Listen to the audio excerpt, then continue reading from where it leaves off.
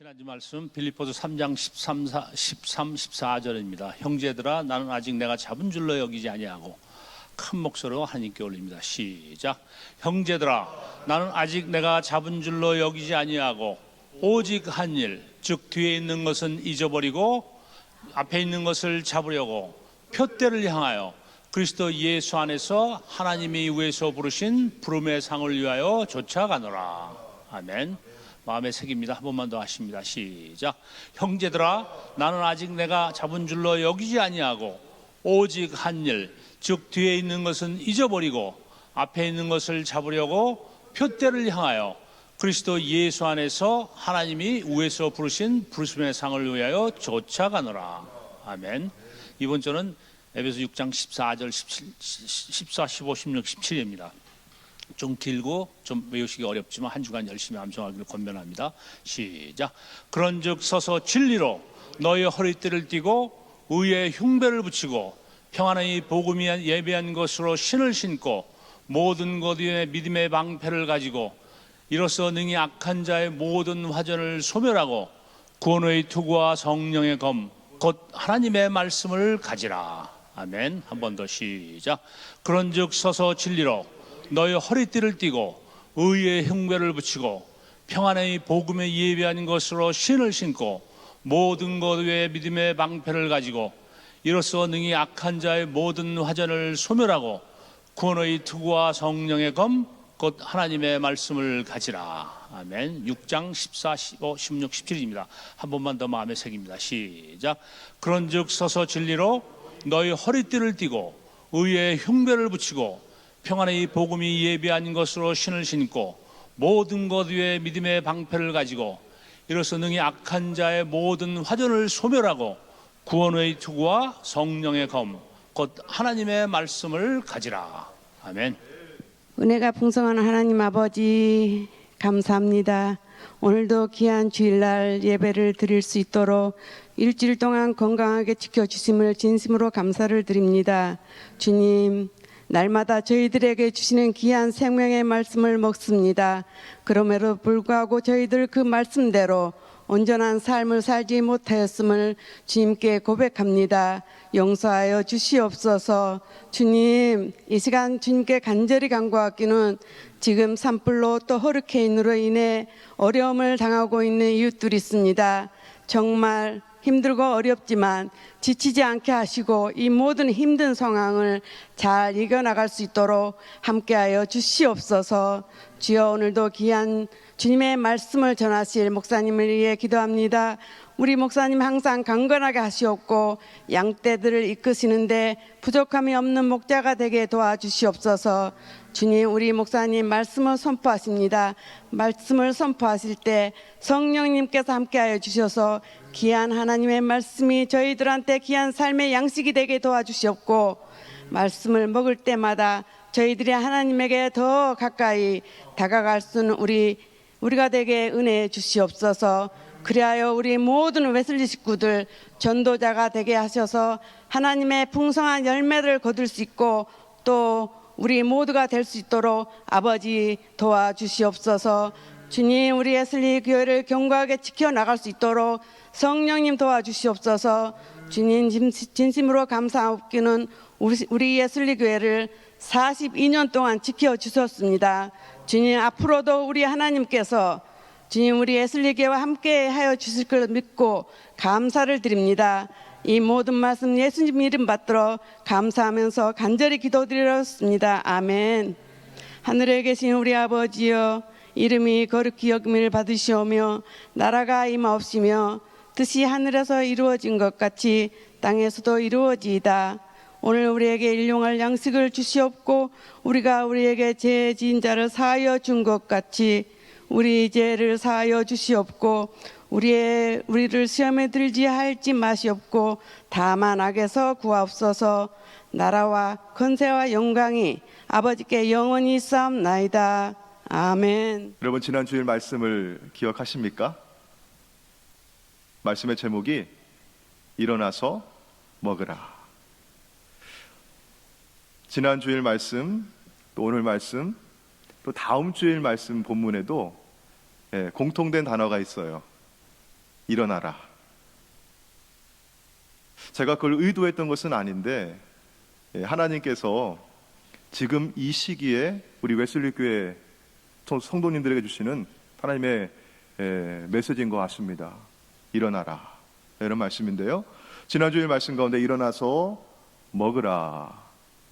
하나님께서는 지치고 낙심한 엘리야를 천사를 보내셔서 어루만져 주시고 그를 흔들어 깨워주시면서 일어나서 먹으라, 수불에 구운 떡과 물을 준비해 주셨습니다. 엘리야가 그거 일어나서 먹고요, 힘을 얻어서 하나님의 산 호렙에 이르게 되죠. 여러분, 먹지 않으면 힘을 낼 수 없고 힘이 없으면 갈 수 없어요. 일어나지 않으면 먹을 수가 없습니다.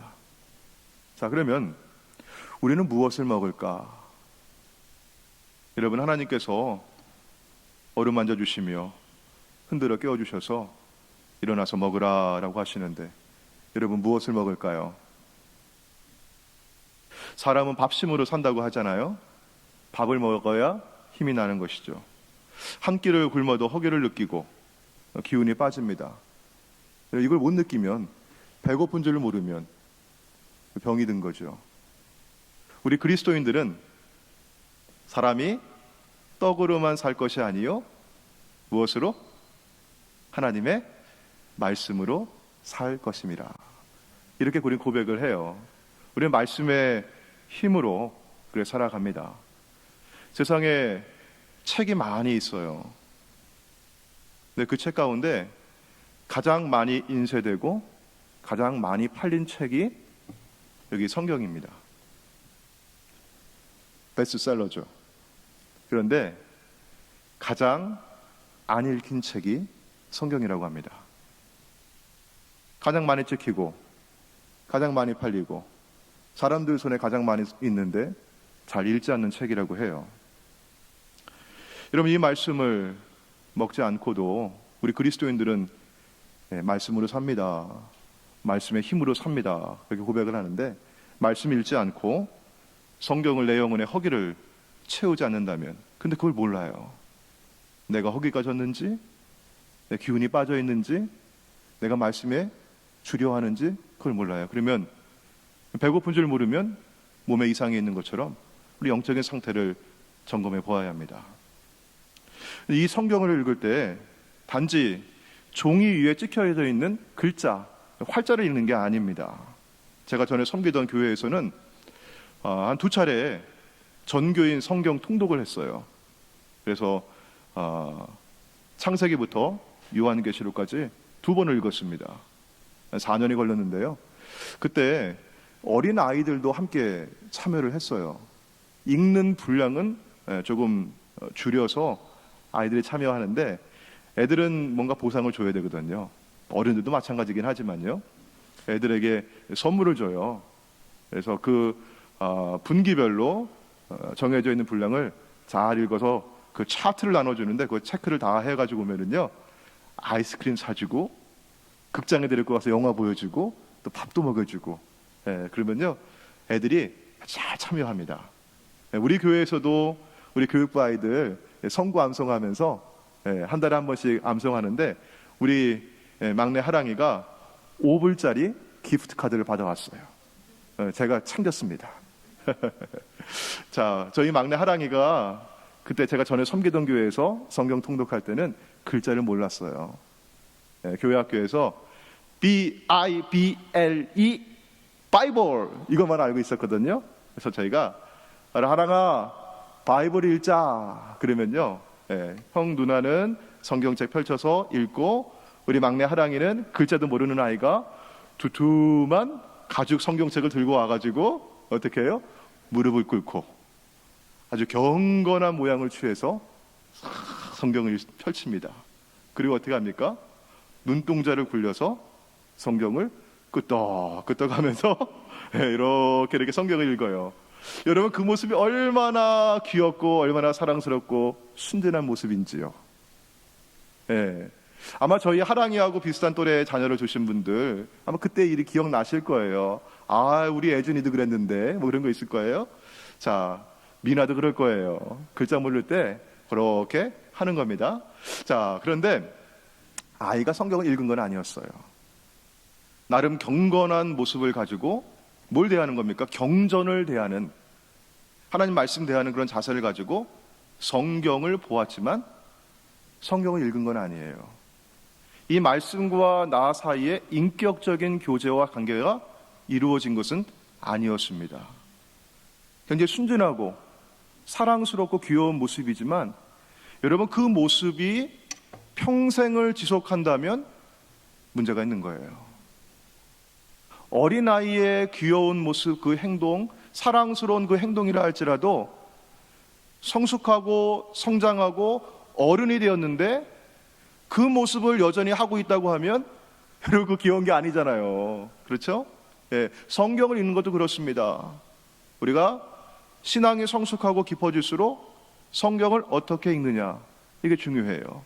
이 말씀을 통해서 하나님과 우리 인격적인 만남이 이루어지고 교제가 이루어지는 겁니다. 그걸 두고 유진 피터슨이라고 하는 목사님은 이렇게 얘기했어요.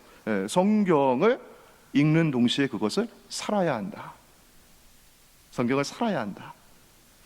자, 어떻게 성경을 살 수 있을까? 성경을 어떻게 읽느냐가 중요합니다. 누가복음 10장의 말씀 보시면 한 율법사가 예수님을 찾아와서 질문을 해요. 예수님, 무엇을 하면 영생을 얻겠습니까? 예수님께서는 율법에 무엇이라 기록되었느냐? 너는 그것을 어떻게 읽느냐? 이런 질문을 하십니다. 그러자 이 율법사는요, 마치 수험생이 정답을 제출하듯이, 율법사니까 성경을 얼마나 잘 알겠습니까? 너는 마음을 다하며 뜻을 다하며 힘을 다하여 내 목숨을 다하여 주 너의 하나님을 사랑하고 내 이웃을 내 자신과 같이 사랑하라. 정답을 제시했어요. 그때 예수님께서 하시는 말씀이 뭐죠? 그래, 내 대답이 옳도다. 잘했다. 이를 행하라. 그러면 살리라. 이를 행하라. 이런 뭔가를 행하기 위해서는 어떻게 해야 돼요? 몸을 움직여야 돼요. 손과 발을 움직이고 우리 몸의 지체들을 움직여서 그것을 행하는 겁니다. 이게 말씀을 사는 거예요.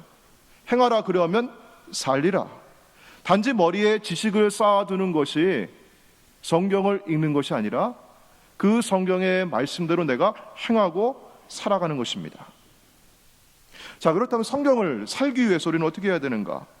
가장 인상적인 성경의 은유는 성경을 먹으라고 하는 것입니다. 성경을 먹으라.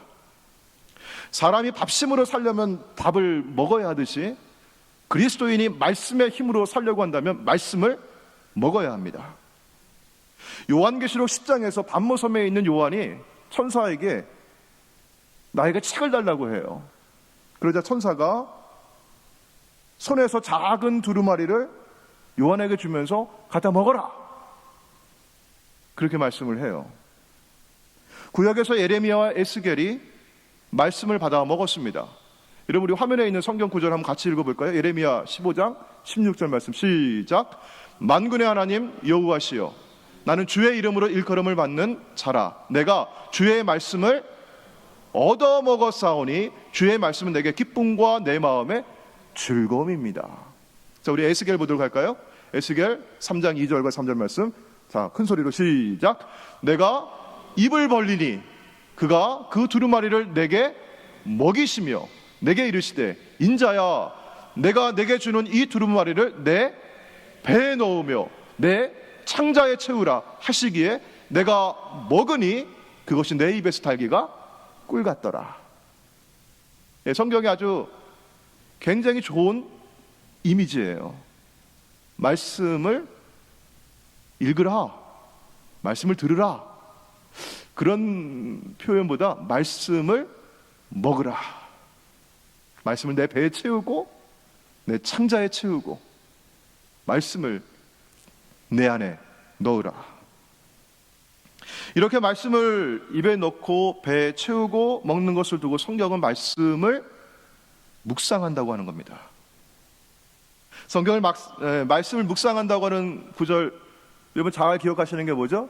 시편 1편 말씀.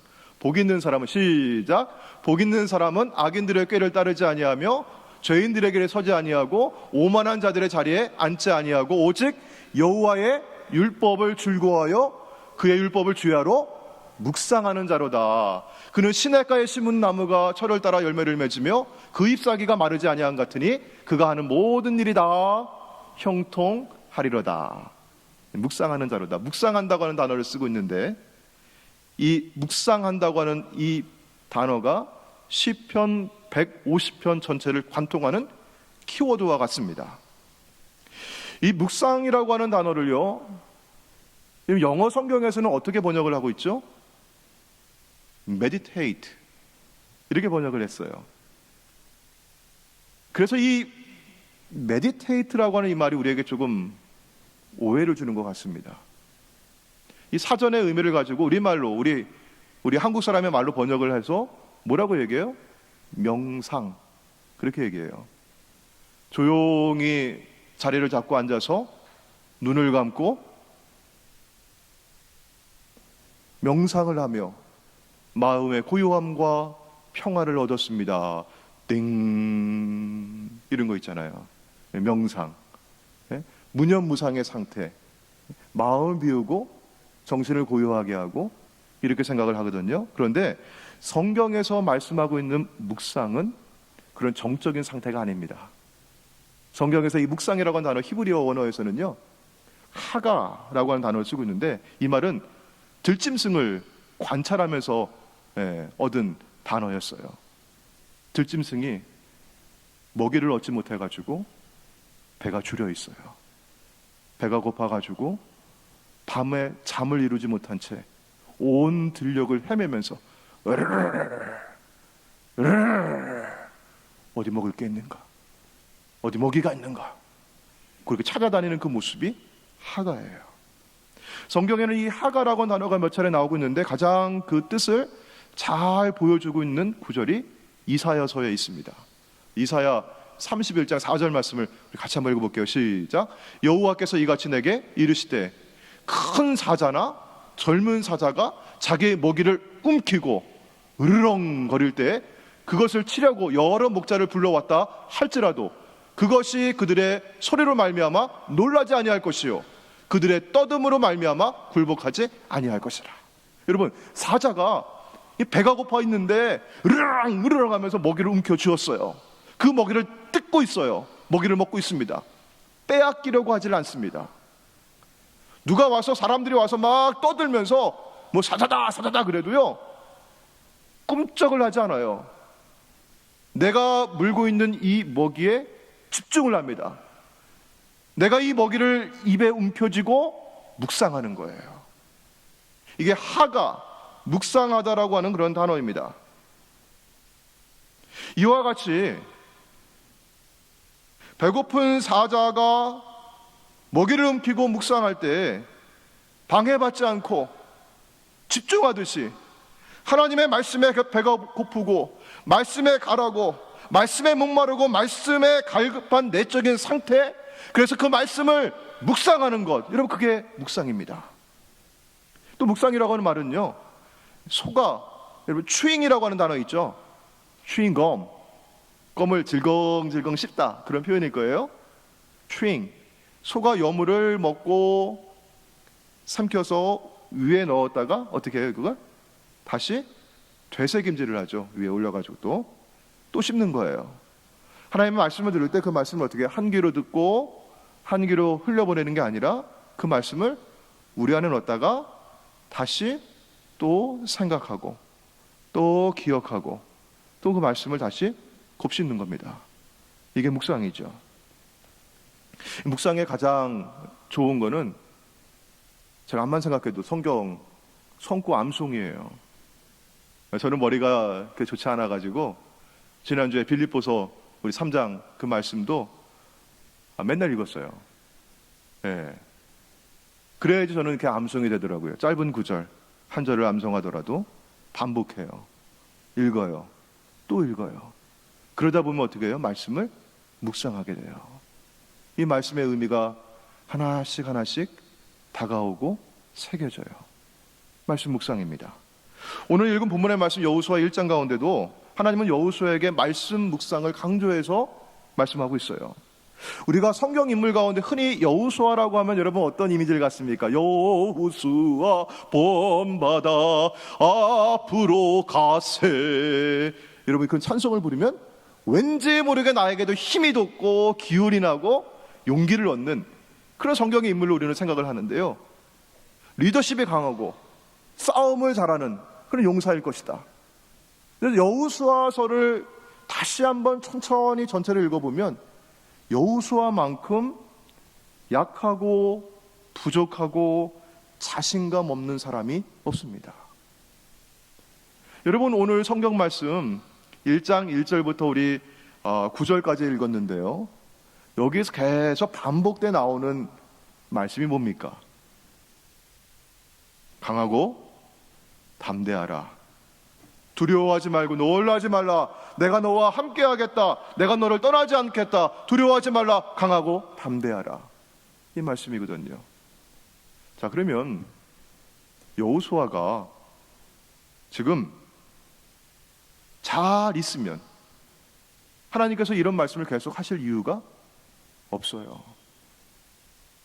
멀쩡히 잘 있는 사람한테 두려워하지 마, 겁내지 마 그렇게 얘기할 이유가 없잖아요. 지금 이 말씀을 듣고 있는 여호수아의 상태가 어떻길래 하나님께서 이 말씀을 반복적으로 계속 거듭하고 계실까? 실제 여호수아가 두려워하고 있어요. 떨려요. 힘들고 연약해요. 그래서 하나님께서는 강하고 담대하라, 두려워하지 말라라고 반복해서 말씀하고 있는 겁니다. 자, 그렇다면 여호수아가 이렇게 두려워하고 떨었던 이유는 뭘까요? 왜 그는 두려워했습니까? 먼저 우리 1절 말씀 보도록 할까요? 하나님께서 이 말씀을 주신 그 때가 있어요. 언제예요? 여호와의 종 모세가 죽은 후에. 여호와의 종 모세가 죽은 후에. 이런 모세는 어떤 사람이었습니까? 40년 광야에서 이스라엘 백성들을 인도해온 이스라엘의 아버지였고 정신적인 지주였습니다. 근데 그 모세가 죽은 후에, 그러니까 이스라엘 백성과 여호수아 입장에서는 하루아침에 누굴 잃어버린 거예요? 아버지를 잃어버린 거예요. 정신적인 든든한 버팀목이 쓰러진 거예요. 여러분, 모세가 시름시름 앓다가 그렇게 연명하다가 죽은 게 아니었어요. 신명기에 있는 말씀 보시면요, 그가 죽을 때 100세였어요. 120세였죠. 근데 그의 눈이 흐리지 아니하였고 기력이 쇠하지 아니하였더라. 건강했습니다. 건강했던 그가, 눈이 흐리지 않고 기력이 쇠하지 않았던 그가 갑자기 죽었던 거예요. 왜 그랬을까요? 모세는 사명자였습니다. 하나님께서 그에게 주신 임무가 다했기에 하나님께서 그를 불러가신 거예요. 사명에 따라 살고 사명에 따라 죽는 자가 사명자입니다. 모세는 사명자였습니다. 그의 임무가 다했기에 하나님께서 그를 불러 가셨습니다. 그런데 남아있는 여호수아와 이스라엘 백성들 입장에서 보면 갑자기 황망한 일을 당한 거예요. 건강하시던 아버지가, 멀쩡하시던 아버지가, 든든한 우리의 버팀목이시던 그분이 갑자기 돌아가신 거예요. 졸지에 아버지를 잃은 자식들이 맏형에게 와서, 형, 우리 어떻게 살아 이제? 아버지 안 계시니 우리 어떻게 살아? 그래 얘기하는 겁니다. 그러니까 여러분, 그 어린 맏형도 여러분 어때요? 여러분 두려운 거예요. 어떻게 살지? 아버지 없이 어떻게 살아가나? 이런 불안감과 두려움이 들었던 겁니다. 더군다나 모세의 시종이었던 여호수아는요, 늘 모세 곁에서 보좌했던 사람이었습니다. 모세가 모든 무거운 것을 다 지고 가는 것을 가장 가까이에서 지켜보았어요. 이런 광야 40년 잘 아시잖아요. 뭔 일만 생기면, 문제만 생기면 사람들은 모세를 향해서 원망을 하고 불평을 쏟아내고 심지어 모세를 향하여 돌팔매질까지 하려고 했던 겁니다. 그걸 여호수아가 다 지켜봐요. 모세가 오죽 힘들었으면 하나님을 향해서 이런 기도를 했습니까? 민수기에 있는 말씀입니다. 하나님, 어찌하여 주께서 종을 괴롭게 하십니까? 내가 이 백성을 낳았습니까? 왜 제게 이들을 맡기셔서 이 모든 무거운 짐을 지게 하십니까? 왜 이 생고생을 하게 하십니까? 구하옵나니 내게 은혜를 베풀어 주셔서 속히 나를 죽여주십시오. 이게 모세의 기도였어요. 내가 낳은 자식이라고 한다면 어미의 심정으로 어떻게든 데리고 갈 텐데, 하나님, 내가 낳았습니까? 너무 무겁습니다. 여호수아가 그걸 다 봤어요. 그러니 이제 그 무거운 짐을 누가 져야 합니까? 여호수아가 그 무거운 짐을 져야 하잖아요. 마음이 얼마나 무겁고 두렵고 얼마나 힘들겠어요. 더군다나 이스라엘 백성들이 이제 들어갈 그 땅은요, 키가 크고 싸움에 능한 사람들이 살고 있고 철병거로 무장해 있습니다. 문명이 달라요. 청동기 문명의 사람들이 이스라엘이라면 여기 가나안 사람들은 철기 문명이에요. 무기가 틀려요. 크고 견고한 성읍을 짓고 방어하고 있어요. 결코 호락호락한 상대가 아닙니다. 쉽게 들어갈 수가 없어요.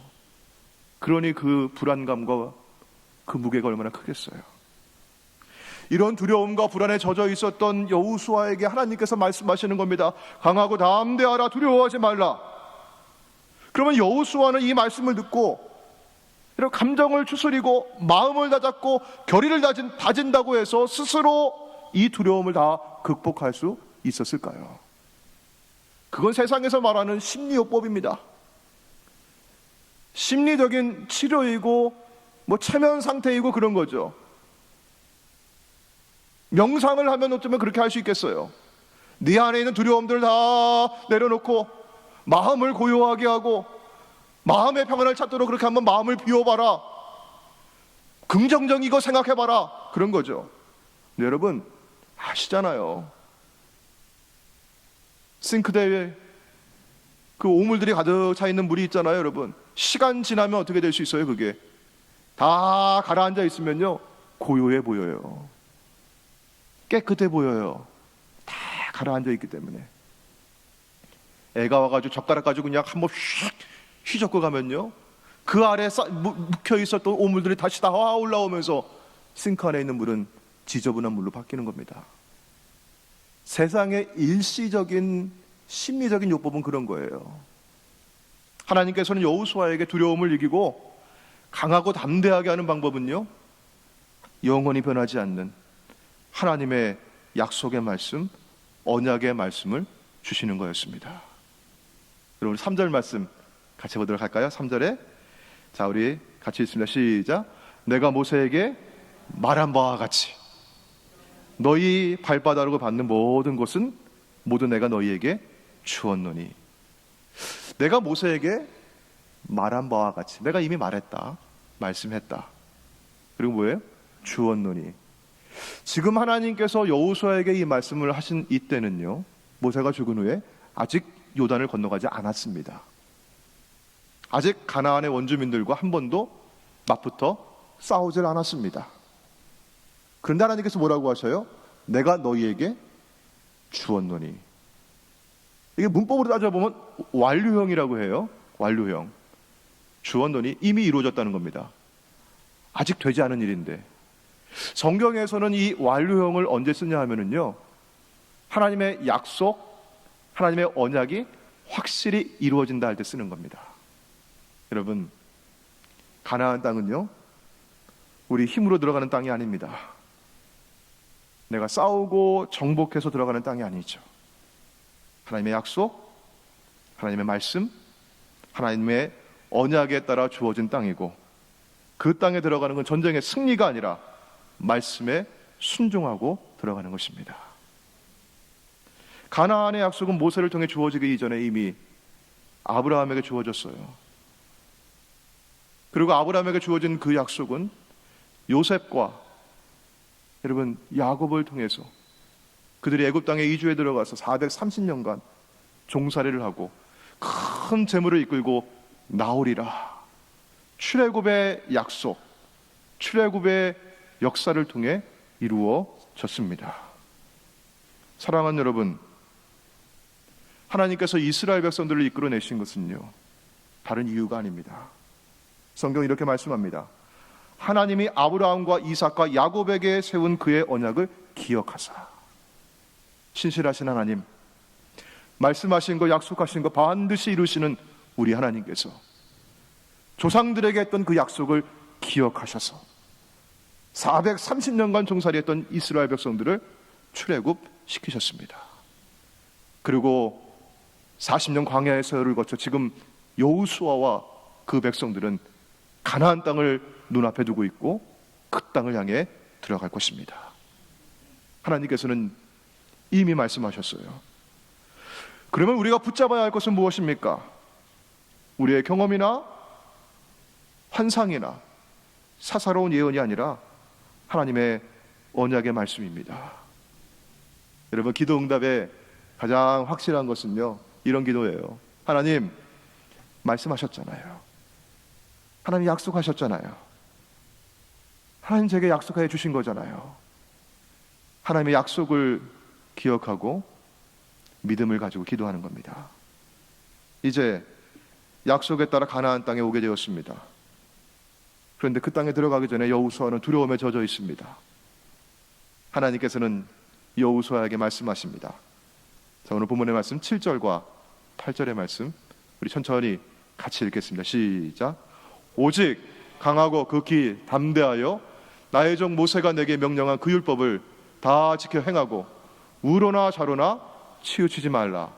그리하면 어디로 가든지 형통하리니 오직 이 율법책을 내 입에서 떠나지 말게 하며 주야로 그것을 묵상하여 그 안에 기록된 대로 다 지켜 행하라. 그리하면 내 길이 평탄하게 될 것이며 내가 형통하리라. 아멘. 내 입에서 떠나지 말게 하라. 무슨 말씀이에요? 말씀을 늘 입에 달고 말씀을 먹으라고 하는 말씀입니다. 허기진 사자가 으르렁거리며 먹이를 움켜쥐고 이에 뜯고 혀로 음미하고 오장육부에 채우듯이 하나님의 말씀을 그렇게 입에 달고 먹으라고 하셔요. 이 묵상입니다. 성경 암송입니다. 그 약속의 말씀을 붙들면 하나님께서 형통케 하십니다. 성경의 형통은 소위 번영신학 프로스퍼리티 가스펠에서 얘기하는 내 마음대로 내 뜻대로 내 계획도 다 잘 되고 술술 풀려가는 그런 게 아닙니다. 하나님의 구원의 역사에 내가 있는 것이 형통입니다. 요셉은 억울한 누명을 쓰고 감옥살이를 했고 요셉은 다 잊어버린 그런 사람이었으나 하나님께서는 그런 고난을 통해 그를 애굽의 총리가 되게 해주셨고 야곱의 후손들이 애굽에 살게 해주셨고 430년이 지나서 모세를 세우시고 그들을 이끌어내시고 여호수아를 세우셔서 하나님께서는 가나안에 들이십니다. 여러분, 바로 이 사람들 요셉, 모세, 여호수아 하나님의 말씀을 묵상하고 하나님의 말씀을 받아서 그 말씀대로 순종하는 이들이 형통한 사람들입니다. 우리 웨슬리의 성도님들은 말씀을 암송하고 말씀을 묵상하고 하나님의 구원 역사 가운데 그 현장에 함께 하시는 형통한 주의 백성들 다 되시기를 주의 이름으로 축원합니다. 기도하시겠습니다. 하나님 감사합니다. 오늘 저희에게 말씀 주시니 고맙습니다. 이 말씀을 받으면서 다시 한번 질문을 합니다. 자신에게 질문합니다. 나는 지금 무엇을 묵상하고 있는가? 나는 무엇에 주려하고 갈급해 하는가? 지금 내 배에 채워서 씹고 삼키고 맛을 보고 있는 것은 무엇인가? 주여, 세상에 있는 것들, 성공과 쾌락과 신분의 상승과 돈의 유혹들, 그런 것을 묵상하지 않게 해주시고 오늘 영원하신 하나님 약속의 말씀을 묵상하는 성도들 되게 하여 주옵소서. 예수님의 이름으로 기도하옵나이다. 아멘. 여러분, 기쁜 소식입니다. 우리 연회에서 우리 메트로 지방에 속해 있는 교회들은 9월 말까지 대면 예배를 중단한 채 온라인 예배를만 드리도록 했는데요.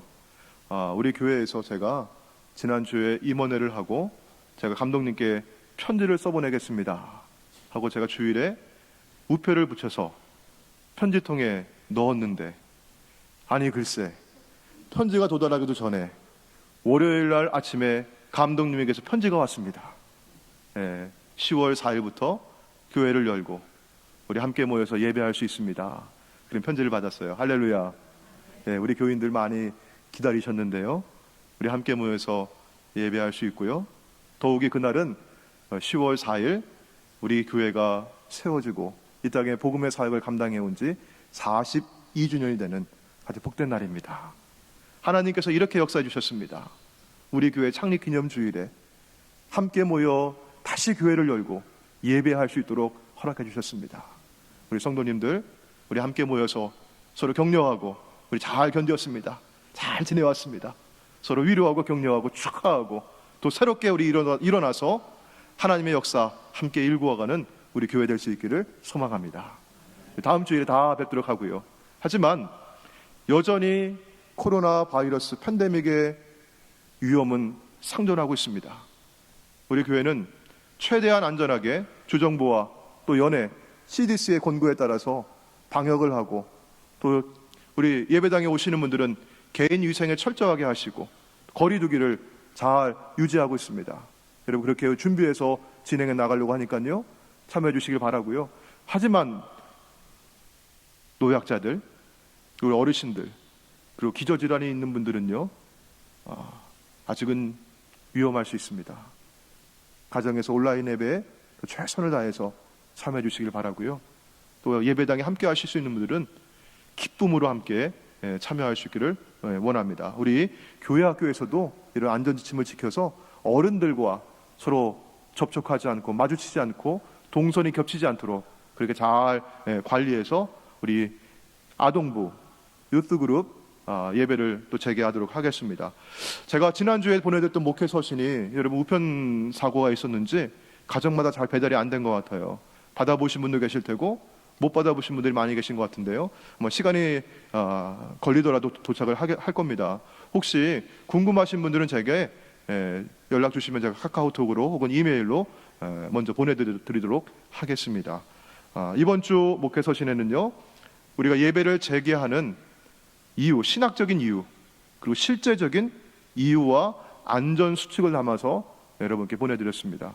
꼭 읽어보시고 왜 우리가 예배를 재개해야 되는가, 여러분 같이 어느 정도 위험이 있더라도 우리가 왜 결단해야 되는가 함께 나눠주시길 바랍니다. 새벽 기도에 또 계속해서 참여해 주시길 바라고요. 이제는 우리 주 예수 그리스도의 은혜와 하늘아버지의 무한하신 사랑과 성령님의 감화감동 동행하심이 사랑하는 웨슬리의 권속들 심령마다 가정과 일터와 자녀들 위해 말씀을 입에 담고 가슴에 치우고 창자에 치우고 그 말씀대로 살아가고 순종하기를 소망하는 성도들 위해 영원까지 함께 하시기를 간절히 축원하옵나이다. 아멘.